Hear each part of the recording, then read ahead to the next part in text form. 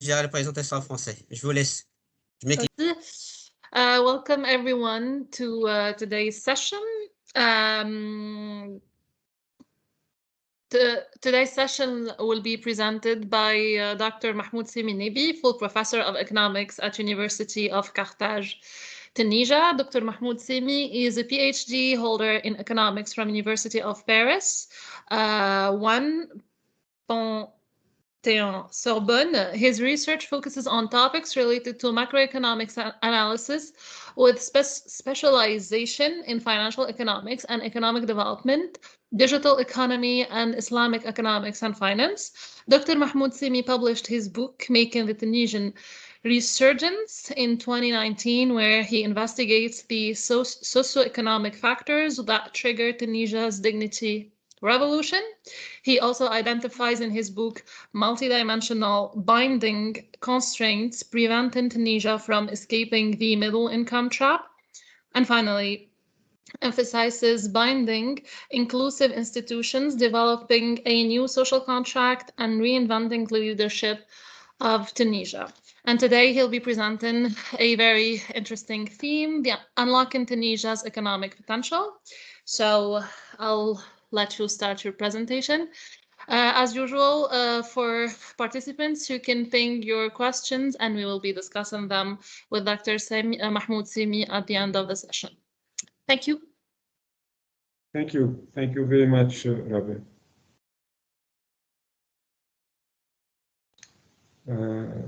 Simi, est-ce que vous souhaitez prendre la parole ou bien je commence?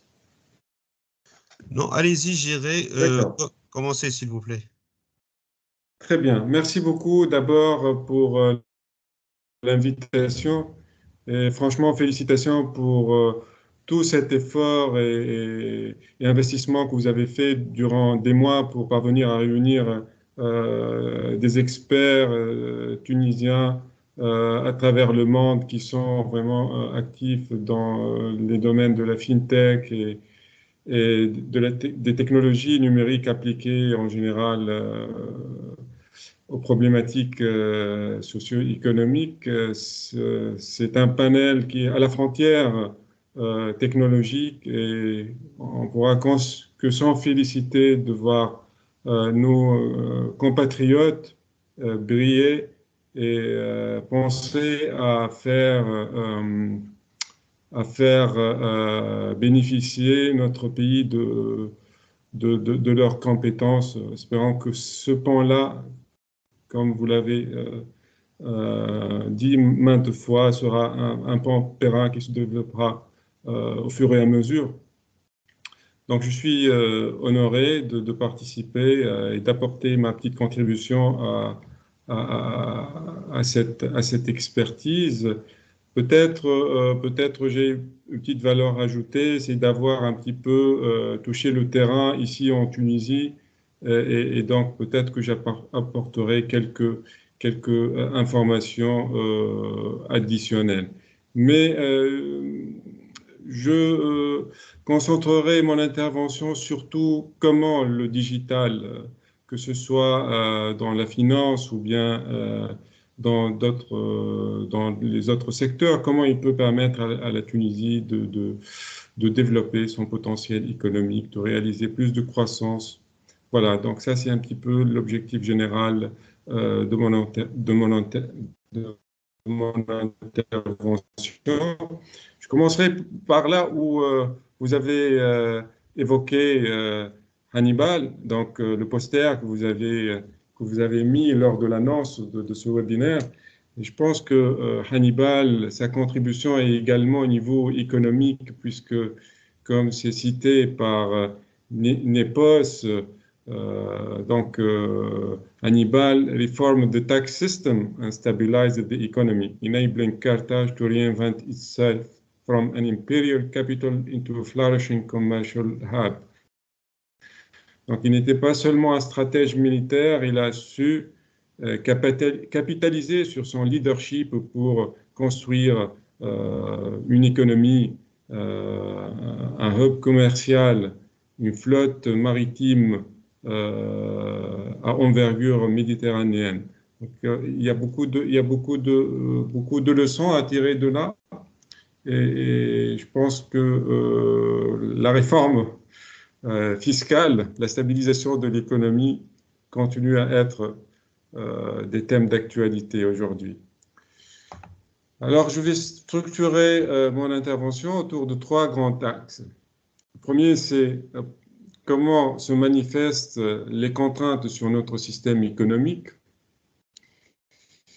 comment on peut profiter de cette opportunité, cette transformation numérique, comment on peut en profiter pour justement moderniser notre économie et en particulier comment on peut développer notre système financier. Donc d'abord, je commencerai par les facteurs de réussite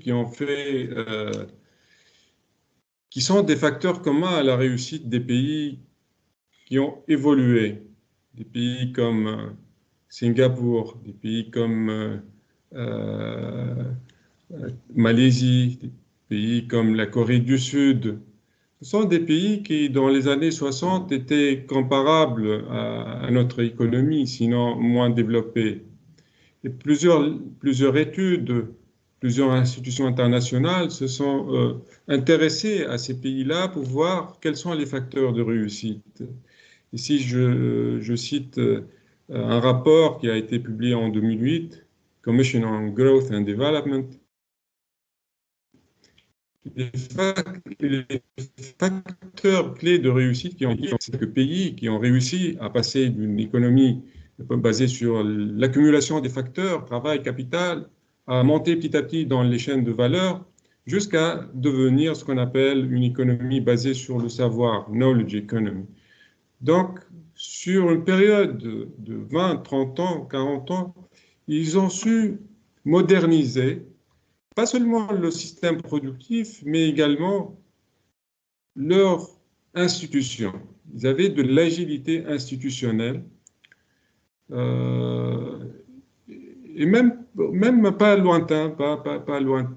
Dans les années 90, 97, 98, lorsque le sud-est asiatique, par exemple, a connu la crise majeure, c'était une opportunité justement pour passer à un niveau plus développé au niveau de leur institution pour limiter plusieurs conflits d'intérêts entre le système financier, les cables, instaurer plus de meilleure gouvernance. Cette crise-là était en quelque sorte une opportunité de rebondissement pour passer à notre sentier de développement.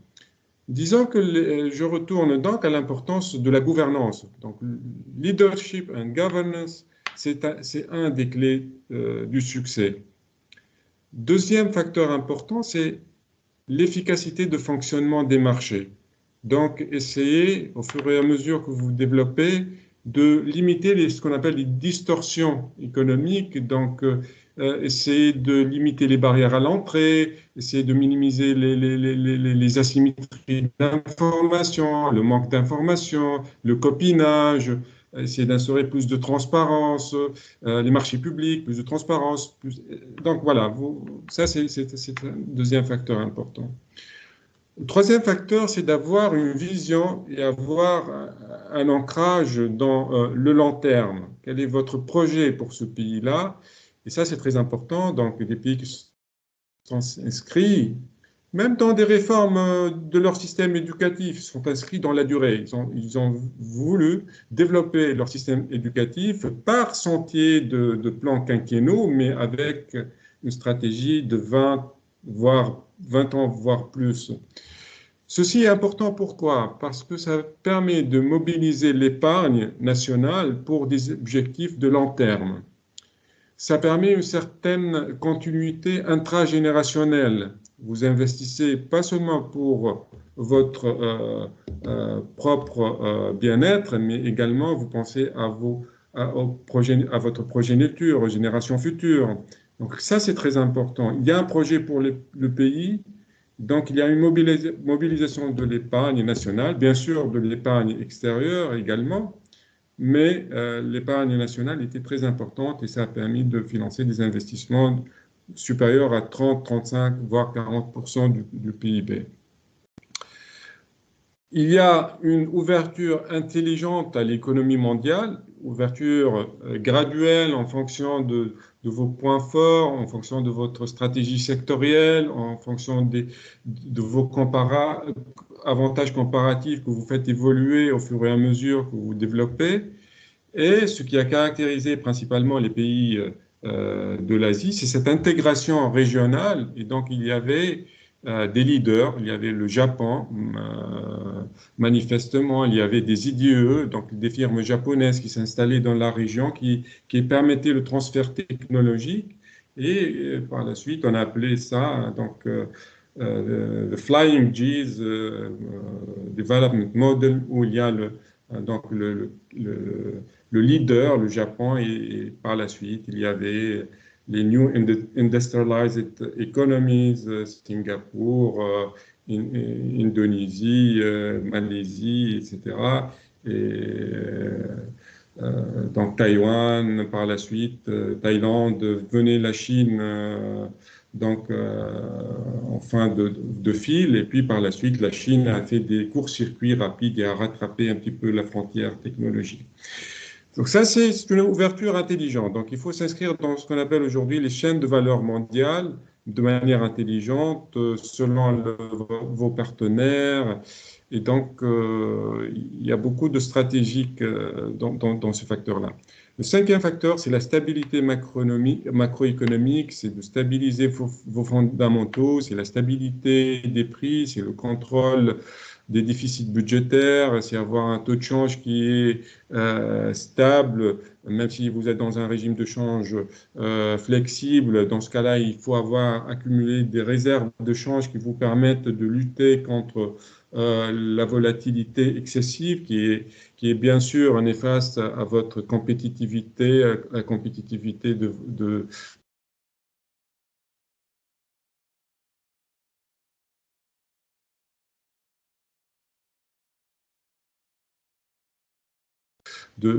produits, surtout dans le cadre d'une concurrence internationale. Et donc, la stabilité macroéconomique est très importante.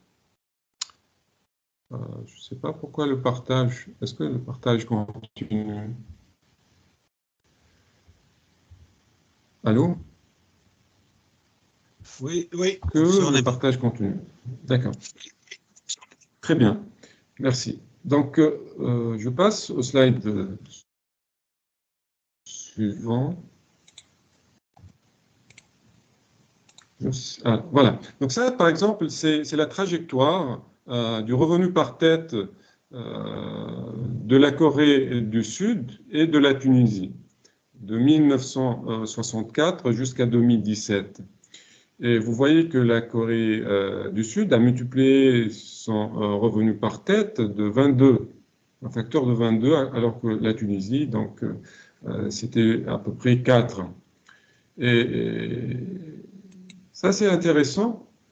Et ça montre un petit peu l'importance du progrès technologique. Une étude faite par la Banque mondiale montre que la différence entre le niveau initial du revenu dans les années 60 par rapport au niveau de 2017 est due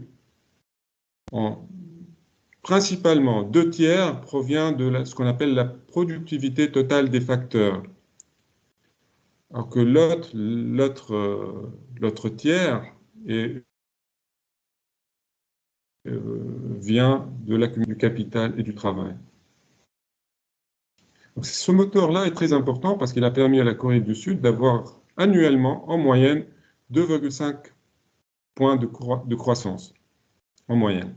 Même durant les crises, même durant les périodes de difficulté, la productivité totale des facteurs ne baissait pas beaucoup. Ça peut atteindre 1%, mais vous allez voir que pour la Tunisie, par exemple, la productivité totale des facteurs n'était pas très présente, et après 2011, on a moins 1% d'après les calculs que j'ai faits.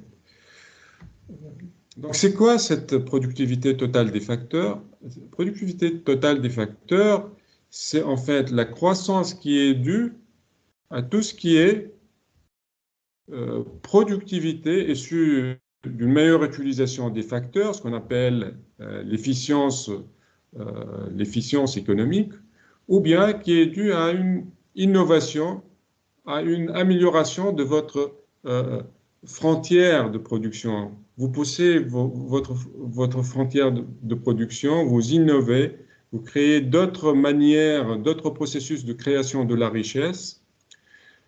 Ce sont les deux composants qui constituent la productivité totale des facteurs. Et ça permet aussi d'expliquer pourquoi certains pays passent du stade, ce qu'on appelle, basé sur l'accumulation des facteurs, à un stade basé sur l'efficience, et par la suite, troisième stade, on parle d'économie basée sur le savoir, innovation driven. Des pays qui sont basés sur les ressources naturelles, le pétrole, le gaz, et qui n'ont pas réussi à s'industrialiser au départ, qui n'ont pas réussi à avoir un tissu économique, etc., sont toujours dans ce stade-là. Des pays comme le nôtre, ils sont disons, à mi-chemin ici, voire ils sont dans ce qu'on appelle la trappe des pays à revenus moyens. Nous sommes un pays à revenus intermédiaires faibles. Il y a des pays à revenus intermédiaires élevés. D'accord ? Et donc, des études récentes montrent que cette productivité totale des facteurs, comment elle est influencée, par quelle politique publique? Okay, on peut la qualifier techniquement, comme je viens de le faire, mais quelles sont les politiques publiques qui peuvent la catalyser en quelque sorte? Et on a trouvé que la qualité du système éducatif et l'efficience de fonctionnement des marchés sont les deux facteurs les plus importants. Donc, je vous recommande de voir, par exemple, l'étude récente Kim et Loaiza, donc Productivity Growth Patterns and Determinants Across the World. C'est un document de travail de la Banque mondiale. Et donc, comme je vous ai dit, pour la Tunisie, durant 2001-2010, par exemple, on a réalisé 1,7% de croissance de cette productivité totale des facteurs en moyenne, alors que après 2011, c'était moins 1%, à cause des grèves, à cause des turbulences sociales, plusieurs organisations, que ce soit dans le public ou bien dans le privé, ne fonctionnent pas de la même manière. Le travail effectif a diminué. Plusieurs facteurs qui ont contribué à cette baisse-là, mais aussi les entreprises n'ont pas continué à innover, n'ont pas continué à investir dans l'amélioration de leur disons, équipement, à suivre les nouvelles tendances du marché. Une étude récente de la Banque mondiale a montré, donc à l'échelle micro, à l'échelle des firmes tunisiennes, que la productivité de ces entreprises était de moins 4,5% en 2013 et moins 5,1% en 2019. Et donc, ceci se translate naturellement à l'échelle macro. J'ai fait une petite simulation qui a été publiée récemment en 2021. Je me suis demandé, et si on avait fait des efforts pour améliorer la productivité de nos entreprises, si on avait investi dans la transformation numérique, quitte à augmenter la maturité de quelques pas sur l'échelle de maturité numérique, si on a essayé d'accélérer les chantiers numériques dans le public, bref, si on a arrêté chaque fois qu'on a des accords entre les partenaires sociaux de fermer les entreprises, tout ce qui a provoqué un petit peu la décélération de notre productivité totale des facteurs. Donc c'est juste un exercice de simulation pour voir comment les fondamentaux macroéconomiques auraient évolué si on a fait juste 1,7%, le pourcentage moyen qu'on a fait durant 2001-2010. Ben, vous voyez qu'on gagnerait beaucoup plus au niveau de la croissance additionnelle. On va gagner beaucoup plus que 2,7, puisque ici vous avez 1,7 et là vous avez moins. Donc déjà vous gagnez 2,7 si vous voulez par hypothèse. Mais ici, le gain, il est de 3,4 points de croissance additionnelle. D'accord? Ensuite, ce qui est intéressant, c'est que ça va réduire le taux de chômage. Le taux de chômage va être réduit de 16 à 9%. C'est très important parce que ça, c'est sur la durée. C'est sur la durée. Si on avait pu convaincre les partenaires sociaux que le taux de chômage va baisser si on s'inscrit dans la durée, que notre endettement extérieur moyen ne va pas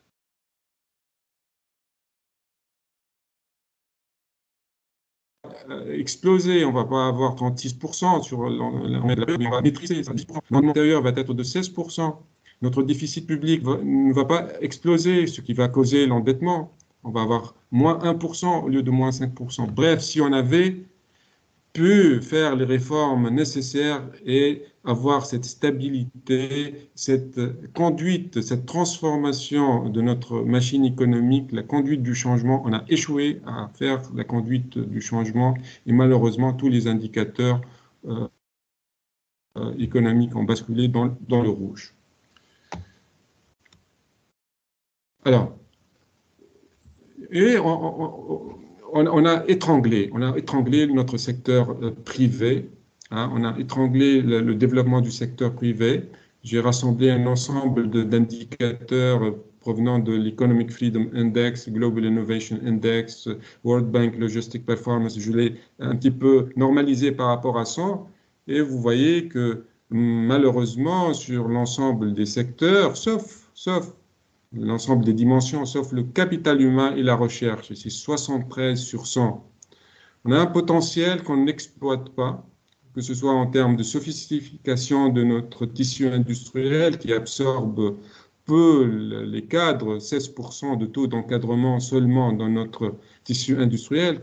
Et ça s'explique parce qu'il y a une faible collaboration entre l'université et l'industrie, un score de 22 sur 100 seulement. Et pas seulement ça, mais aussi en termes de logistique, on a détruit notre un petit peu réactivité, notre performance logistique était moyenne avant 2011. On a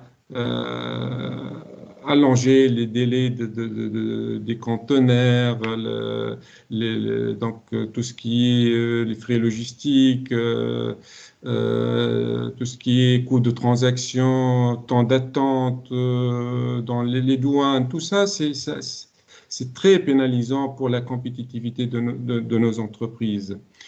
Chaque fois qu'il y a ces problèmes, pourquoi je m'attarde là sur ces problèmes-là? Parce que chaque fois qu'il y a ce genre de problème, le numérique, normalement, il peut faciliter à travers le blockchain, à travers le paiement numérique, à travers la traçabilité des processus. Donc, il y a vraiment des chantiers énormes pour justement essayer de cibler au moins des scores d'environ, disons, avoir 60 sur 100 au bout de 5 ans. C'est faisable.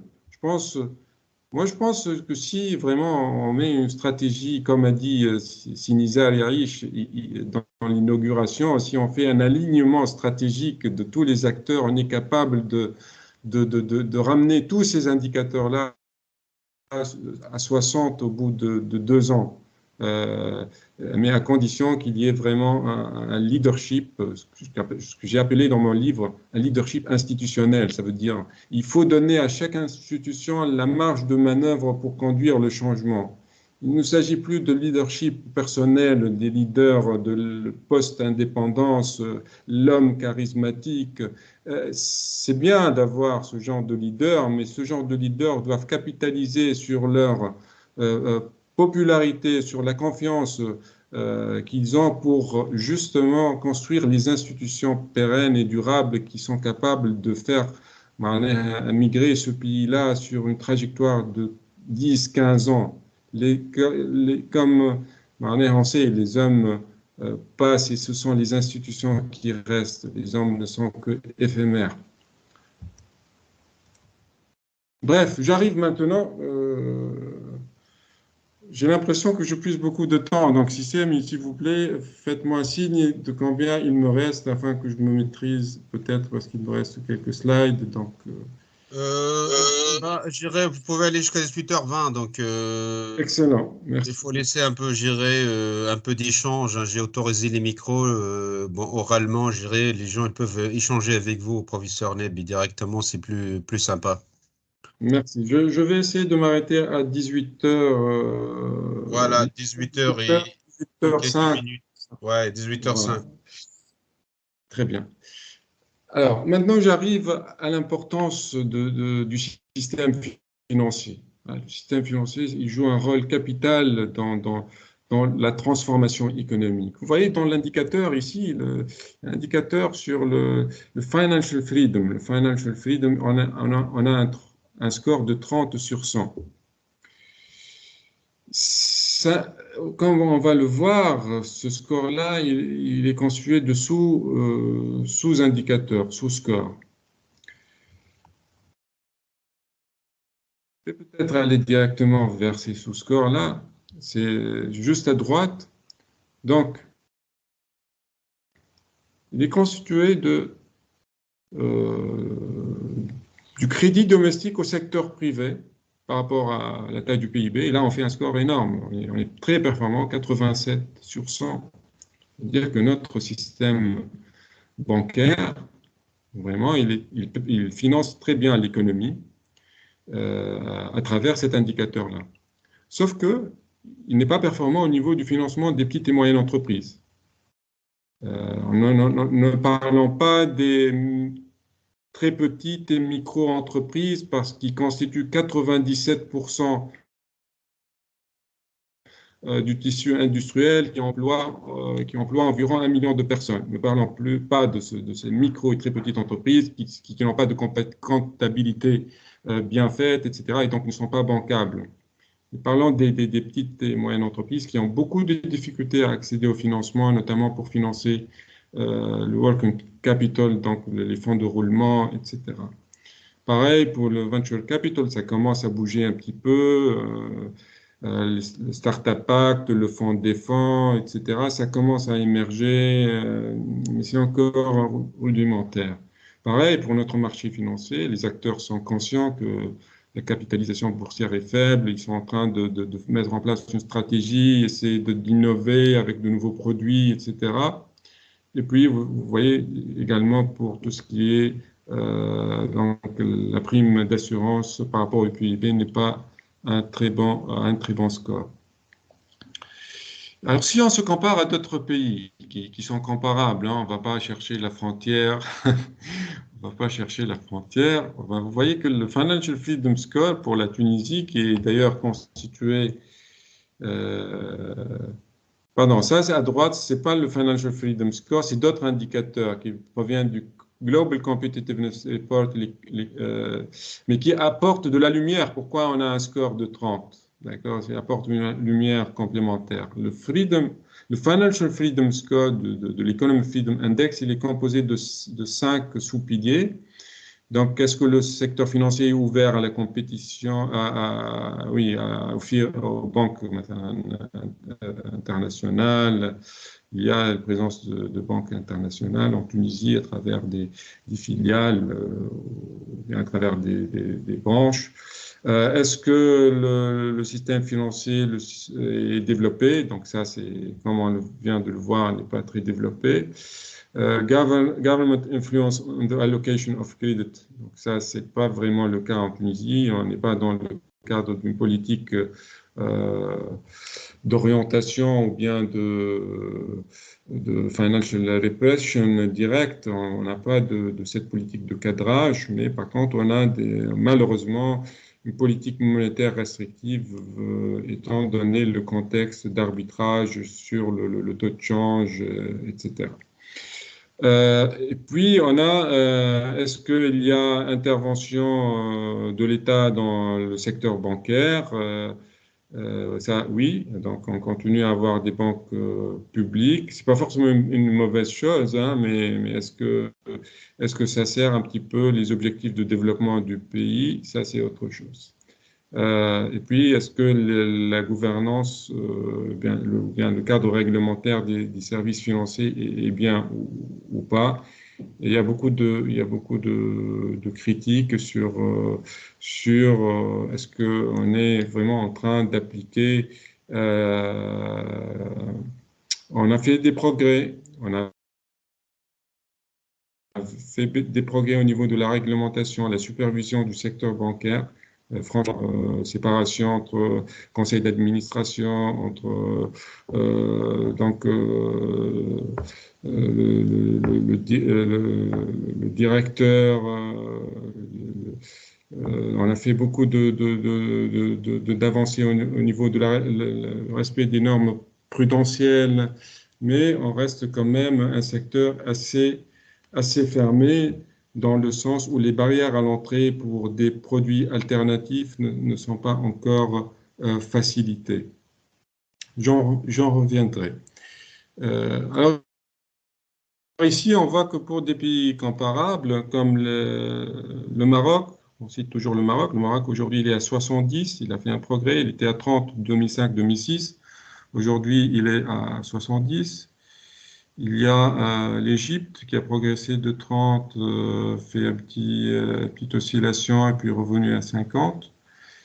Il y a Kenya qui est à 50. Et Kenya, c'est un exemple où justement la finance numérique à travers le mobile payment, à travers le mobile banking a permis un développement assez intéressant. Je vais revenir à l'importance du système financier, quelques repères théoriques, pour dire que le développement du secteur financier se mesure aussi par son degré d'inclusion. Finance has an impact on the degree of inclusiveness of economic development. Financial system influences who can start a business and who cannot, who can pay for education and who cannot, who can attempt to realize one's economic aspiration and who cannot. Finance can shape the gap between the rich and the poor and the degree to which that gap persists across generations. Ça, c'est très important. Il y a de plus en plus de conscience aussi que la finance doit être ancrée à l'économie réelle, qu'elle soit une force de catalysation du secteur réel, ce qui nécessite, d'après Freeman, un économiste de l'International Labour Organization, new institutions and modes of compensation. Et puis, on a notre grand philosophe et père de la sociologie moderne, selon plusieurs auteurs, dans Yves Lacoste, dans son livre Ibn Khaldoun, qui a parlé de plusieurs choses, notamment de la spécialisation, la division du travail, son impact sur la croissance, l'impact de la finance. Il a parlé il a développé même une théorie multidimensionnelle, comment les civilisations se développent et comment par la suite elles un petit peu s'éclipsent. Et ici, ce qui nous intéresse, c'est un petit peu ce cercle vertueux entre la création de richesses qui pourrait aboutir à plus d'épargne, permettant de financer l'investissement. L'investissement, s'il est bien ciblé, peut permettre plus de développement, plus de richesse, etc. Mais ça, ce qui est intéressant, c'est qu'il parle des conditions nécessaires pour que ce cercle vertueux-là soit en marche. La sécurité, dans le sens global, sécurité des vies, mais sécurité aussi de la propriété, un faible taux de taxation, la division du travail et la spécialisation, justement pour que cet investissement soit productif, et puis donc un environnement sain, un environnement sain, il n'y a pas de maladie, il n'y a pas donc un environnement propice un petit peu à l'activité humaine en général et économique en particulier. C'est-à-dire, on a l'impression qu'on est en train d'inventer des mécanismes, de nouveaux dogmatismes, et en fait, euh, l'économique fonctionnait avec des institutions qui, certes, n'étaient pas du même genre, mais ce qui a fait aussi l'apogée de plusieurs civilisations, notamment la civilisation musulmane lors de l'âge d'or, à travers le commerce, n'est-ce pas? euh, C'était aussi c'était aussi basé sur des mécanismes financiers, euh, sur la confiance.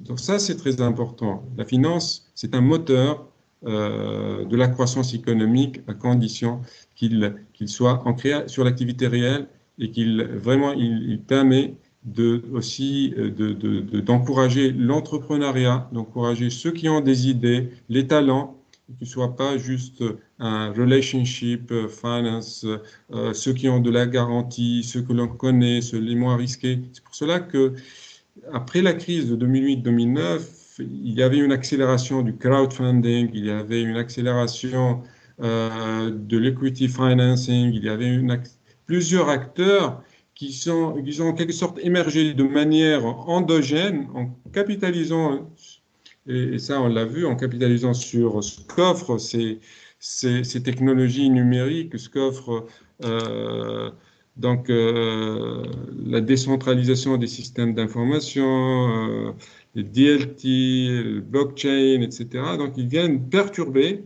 un système qui en quelque sorte, devient un obstacle à l'innovation. Et c'est tant mieux parce que ça profite à tout le monde. Ça profite à tout le monde. On a parlé avec Sissem l'autre fois. Les grandes banques, maintenant, ils en profitent de l'agilité des startups. Ils sont en train de se moderniser. Et donc, c'est en quelque sorte une disruption gagnant-gagnant. Et donc, il faut pas mettre des cloisons à l'innovation. Chaque fois qu'il y a des cloisons à l'innovation dans les pays en développement, il y a fuite des cerveaux, il y a fuite des talents qui sont attirés par d'autres écosystèmes more friendly, plus encourageants.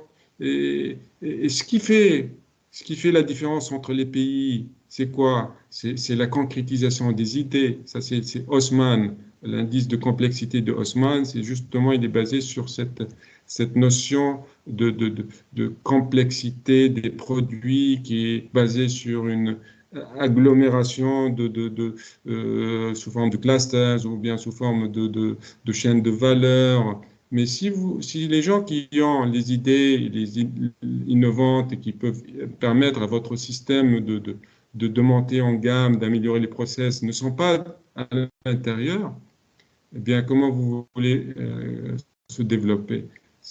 Je pense que c'est très important de voir que mettre des barrières, c'est pas dans l'intérêt général, même à moyen terme, parce qu'ils vont être disruptés. S'ils ne sont pas disruptés dans leur niche, ils vont être disruptés par des produits substituables, disons, ou bien par d'autres acteurs. Ça, c'est la carte de l'OCDE sur le brain drain, et ça confirme ce que je viens de dire. La Tunisie, parmi les pays les plus touchés, c'est plus 20% des diplômés du supérieur travaillent dans les pays de l'OCDE. C'est pas en soi, c'est pas en soi catastrophique. C'est au contraire, si on le prend comme étant un signe de qualité de notre capital humain, c'est tant mieux. C'est tant mieux si aussi on réussit à en tirer les dividendes de tout l'investissement qu'on a fait. C'est davantage mieux pour le pays, surtout lorsque vous voyez que notre système éducatif est en crise, qu'on n'arrive pas forcément à renouveler cette élite-là et ces talents-là. Et donc, il y a un problème de gestion, en quelque sorte, du stock humain. Ceux qui quittent ne sont pas remplacés par par le même nombre de nouveaux entrants sur le marché. Et puis, il y a une accélération, malheureusement, ces dernières années. J'arrive à la transformation numérique. Bon, je ne pense pas que je vais apporter beaucoup de choses à ce qui a été dit, mais disons que la transformation numérique, ça devient un moteur important qui accélère la machine économique. On ne parle plus seulement de capital humain, de recherche et de développement, mais comme vous le savez, on parle de capital numérique, que ce soit capital numérique tangible, que ce soit capital numérique intangible. Il s'agit donc de sommes importantes qui sont en train d'être investies, qui sont en train de transformer les organisations, les institutions. Et d'après une étude je pense de McKinsey, je ne sais pas citer ici, mais le capital numérique est source d'un tiers de la croissance mondiale, 2 tiers sous forme d'actifs numériques intangibles et 1 tiers sous forme d'actifs numériques tangibles. Et des projections montrent que ça pourrait constituer 25% l'économie numérique, hein, pas le secteur numérique seulement, mais tout ce qui est économie numérique, 25% du PIB mondial en 2026 contre 15% en 2016. La Tunisie a un secteur numérique très intéressant, avec beaucoup d'entreprises performantes qui exportent leurs services à l'extérieur.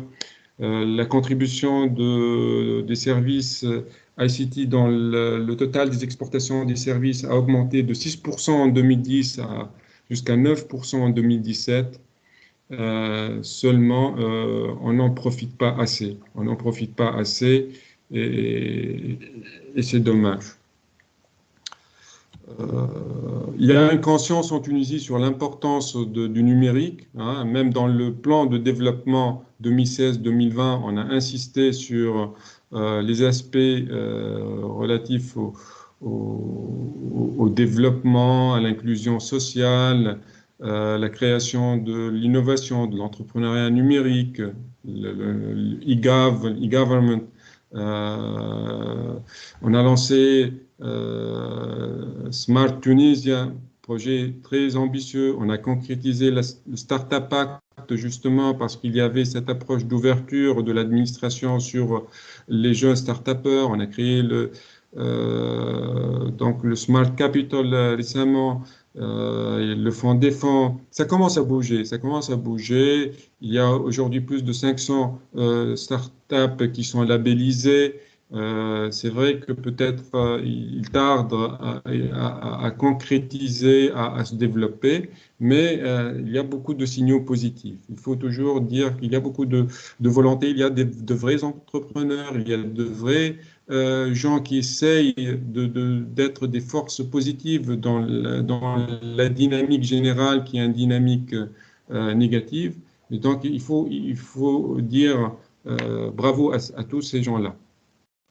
Il y a beaucoup de chantiers numériques qui ont été lancés, malheureusement dont plusieurs n'ont pas abouti parce qu'il y a un problème au niveau de la gouvernance de la stratégie numérique.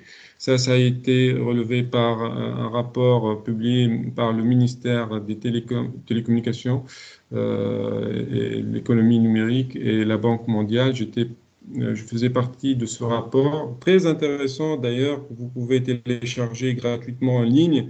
En plus du diagnostic basé sur une méthodologie, mais vraiment exhaustive, qui a fait le diagnostic dans toutes les dimensions, que ce soit dimension analogique, non-digital foundation, le digital foundation, le secteur TIC, la transformation du secteur public, la transformation du secteur privé, les consommateurs et les citoyens, l'impact.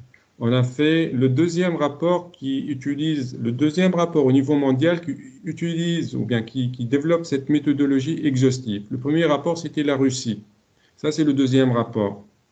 Et donc, l'ambition a été vraiment de proposer aux décideurs une sorte de tableau de bord qui permet de mesurer tous les 2 ans, pour ne pas dire tous les 2 ans, parce que c'est très lourd. Il y a plus de 400 indicateurs. Je pense que par la suite, ça a été simplifié, mais il y a plus de 400 indicateurs. On a fait des réunions avec toutes les parties prenantes à l'intérieur de l'administration, le secteur privé, le collège des startups, l'administration, l'instance télécom, certification, mais vraiment très détaillé. Ce qui en ressort, c'est que sur une échelle de 1 à 5, la Tunisie, c'était en 2020, hein, les choses ont peut-être un petit peu avancé, donc ça c'est en 2020, on est à un score de 2,4 sur une échelle de 1 à 5. Donc 5, c'est vraiment la frontière technologique. Là, on est un petit peu en dessous de la moyenne qui est de 3. Et donc au niveau des fondations, on est à 2,5. De l'usage, donc tout ce qui est ces 3 piliers, on est à 2,4. Au niveau de l'impact, on est à 2,4. Vous pouvez voir tous les détails par sous-pilier. Parmi les sous-piliers des fondations numériques, il y a les services financiers numériques. Et voilà, donc ça, c'est tous les détails, je ne vais pas les citer. Donc, vous pouvez même trouver les sous-indicateurs. On va trouver les services numériques ici, et donc on était à 2,6. On était à 2,6, donc sur une échelle de 1 à 5. Ce qui est intéressant, c'est que au niveau de l'infrastructure, en se comparant à des pays comparables de la région MENA, la Tunisie est considérée comme un pays assez avancé par rapport aux pays MENA en termes d'infrastructure numérique, quoique au niveau de tout ce qui est fibre optique, tout ce qui est région intérieure, il y a toujours la fracture numérique. Au niveau donc tout ce qui est investissement dans le 5G, on a pris un petit peu peut-être de retard, mais disons que ça permet normalement de catalyser plus de dividendes. Alors, quelles sont les contraintes, bien les priorités sur lesquelles il faut agir pour accélérer la transformation numérique de l'économie? Bien, la gouvernance du secteur numérique très importante. Pourquoi? Parce que la transformation numérique, comme vous le savez, c'est des chantiers transversaux qui sont transverses à toutes les administrations, à tous les ministères. Et en Tunisie, on n'a pas cette capacité à conduire le changement intraministériel. Ça a été fait lorsque le régime était un régime autoritaire, lorsque les décisions sont vraiment prises à très haut niveau, et donc les administrations et les ministères, c'était parfois des forces de proposition, mais il y avait ce problème de légitimité par rapport aux autres ministères. Le ministère des Télécoms, il avait en quelque sorte le feu vert. Aujourd'hui, ça se pose la question pour plusieurs projets numériques. Et donc, il y a 2 architectures qu'on a trouvées dans le monde qui sont réussies, ou bien mettre un fort leadership au niveau de la présidence du gouvernement, ou bien donner au ministère de la transformation numérique une légitimité transverse et qui chapeaute des commissions interministérielles et qu'il implique par la suite dans des commissions le secteur privé et les autres parties prenantes. Bref, il faut optimiser la gouvernance du secteur numérique, c'est fondamental. Par la suite, il faut aussi renforcer la compétitivité du secteur numérique, développer et surtout retenir les compétences numériques. Les entreprises tunisiennes ont des difficultés à retenir leurs compétences numériques, que ce soit ingénieurs, que ce soit des techniciens qui sont en train d'évoluer en termes d'expérience, mais aussi où les entreprises investissent en termes de formation, etc. Et puis, il y a l'accélération du développement des services financiers numériques. Ça, c'est une haute priorité vu l'impact sur le citoyen et sur l'inclusion financière. Favoriser le développement, tout ce qui est plateforme numérique et l'économie collaborative, et puis favoriser l'entrepreneuriat numérique et la recherche et développement. Pour toutes ces recommandations, allez-y. Oui, professeur Neb, il vous reste beaucoup de slides à passer ou on peut prendre quelques questions en échange avant de clôturer, de passer, la session d'après. D'accord. Je vous laisse finir, finaliser. Je préfère que je termine rapidement pour donner un petit peu le temps pour poser des questions. De toute façon, prenez votre temps. S'il n'y a pas de questions, je vois pas qu'il n'y a pas. Enfin, je vois qu'il n'y a pas de questions. Je ne sais pas. Imen, il est en train de poser une question. Imen Ayari. Je voulais juste insister sur l'importance rapidement du mobile payment parce que comme notre système financier maintenant on n'est pas très développé par rapport à l'accès à un compte bancaire, par exemple, donc il faut développer le M-Payment et tirer le son des meilleures pratiques à l'international. La Banque centrale commence à accompagner le gouvernement, tout ce qui est G2P, Government to People, donc Payment, les transferts directs. Sinisa, hier, il a parlé du Digital Wallet, le portefeuille numérique. On attend à sa généralisation, ça c'est très important. Il y a eu une annonce récemment que la Banque centrale est vraiment très engagée à tout ce qui est favoriser l'interopérabilité des systèmes de paiement, ça c'est très important. Parmi les expériences réussies à l'échelle mondiale en termes de lutte contre la pauvreté, c'est le Brésil. Le Brésil qui fait ce qu'on appelle des Conditional Cash Transfer Programs.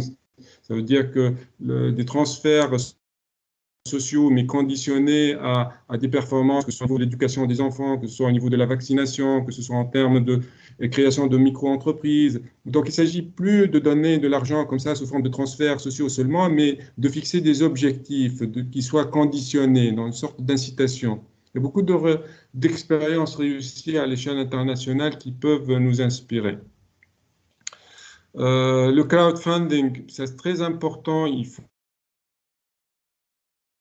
vraiment le libérer par l'application rapidement en Tunisie parce que c'est à la fois un potentiel de financement des micro et petites entreprises, c'est aussi un canal de solidarité sociale, il permet aussi de financer les entrepreneurs innovants, il permet peut-être de financer le commerce extérieur et Dieu sait combien les exportateurs, parfois ils ont des difficultés à financer le commerce.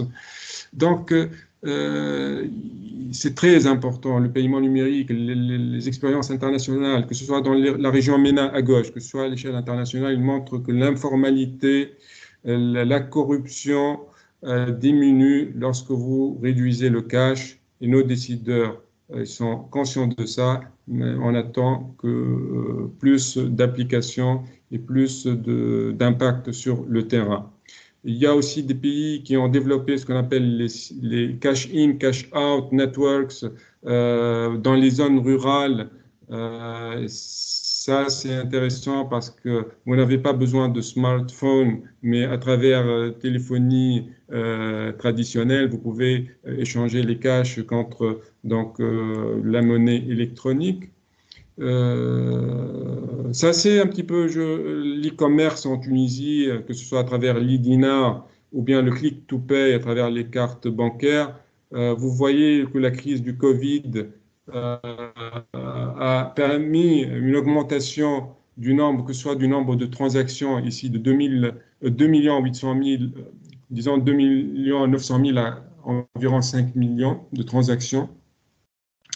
Ça, c'est en termes de sites marchands.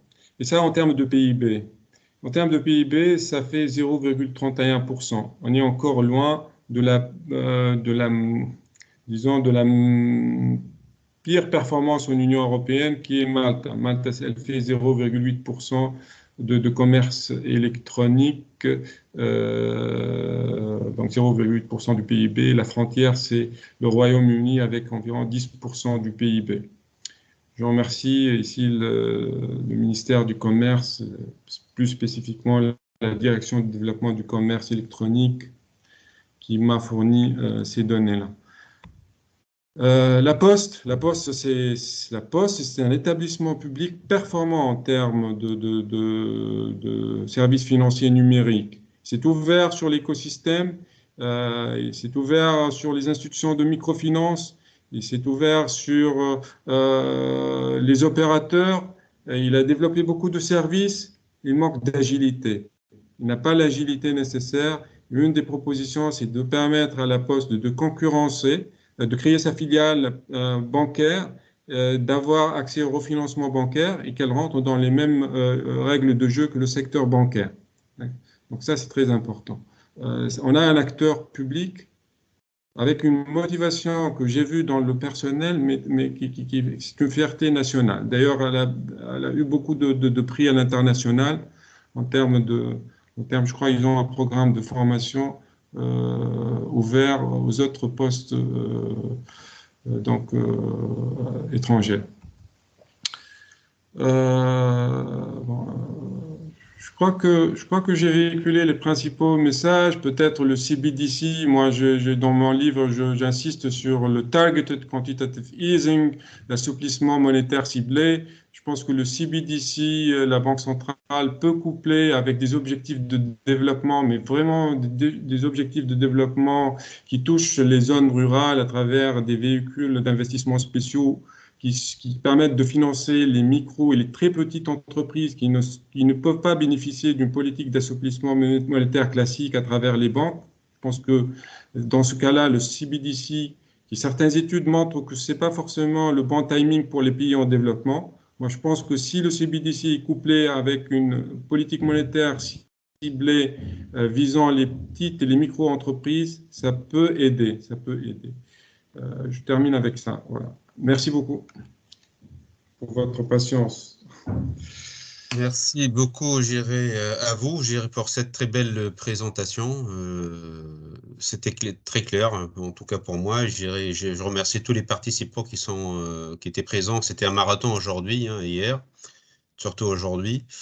Merci, parce que merci à vous. Jusqu'à cette heure-ci. Il en reste encore une, et surtout un peu la dernière avec Carthage, les grands de l'archéologie et de l'histoire en Tunisie.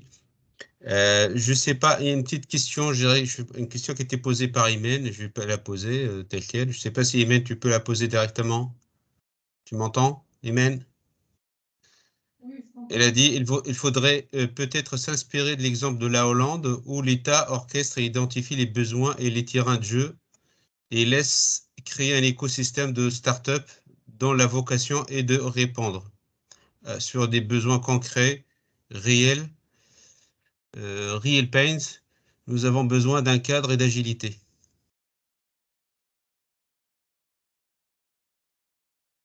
Professeur Nabi.